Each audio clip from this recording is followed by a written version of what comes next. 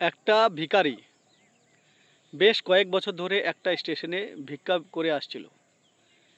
তার হাতে একটা ছোট্ট বাটি ছিল। সেই বাটিতে কিছু পয়সা রেখে মানুষের সামনে বাজাতো আর বলতো যে 1 টাকা দেবে ওপরওয়ালা তাকে 1000 টাকা দেবে। এইভাবে সে ভিক্ষা করতে থাকতো।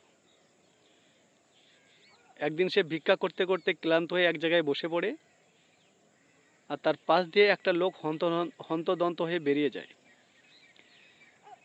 হঠাৎ সেই ভিখারির সামনে সে দাঁড়িয়ে যায় আর ভিখারির বাটিটা দেখতে থাকে। তখন সে পকেট থেকে কিছু টাকা বার করে ভিখারির সামনে আর ভিখারিকে বলে, এই নাও 1000 টাকা, আমাকে ওই বাটিটা দাও। তখন ভিখারি ভাবে 1000 টাকা দিচ্ছে আমাকে এই পুরনো বাটির জন্য।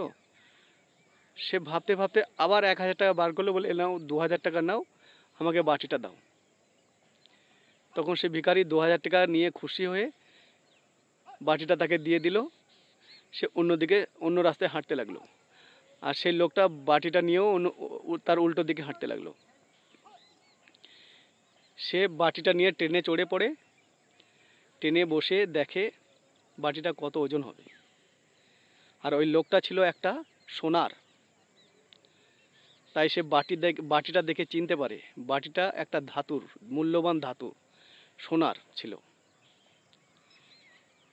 লোকটা ভাবছে যে 2000 টাকা দিয়ে আমি কত টাকা দামের একটা জিনিস পেলাম।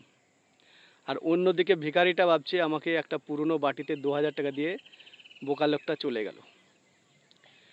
এখানে সোনার বাটি, ভিখারি, একটা ব্যক্তি, এসব কাল্পনিক।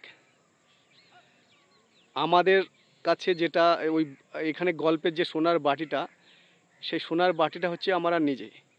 আমরা আমাদের মূল্য বুঝতে পারি না। আমরা এক একজন এক একটা হীরা। এই হীরাকে আমরা অচল মনে করি। আমাদের কোনো ক্ষমতা নেই, আমাদের কোনো ট্যালেন্ট নেই, ওরা বড় লোক, ওদের পয়সা আছে, এইভাবে ভেবে ভেবে আমাদের নিজেদের যে ট্যালেন্টটাকে ফুটে তুলি না। আমরা যেমন থাকি সেইভাবে নিজেদের জীবনটাকে কাটাবার চেষ্টা করি। কিন্তু যারা ওই ব্যক্তির মতো সোনারের মতো, যারা নিজেকে চিনতে পেরেছে, হীরার মতো তাকে পালিশ করে একটা মূল্যবান হীরাতে পরিণত করেছে নিজেকে। তাই নিজেকে চেনার চেষ্টা করো। তুমি একজন অনেক মূল্যবান সম্পদ। উপরওয়ালা সকল ব্যক্তির মধ্যে ট্যালেন্ট দিয়ে পাঠিয়েছে। সেই ট্যালেন্টগুলো খোঁজার চেষ্টা করো। ঠিক আছে বন্ধুরা, ভালো থাকবে।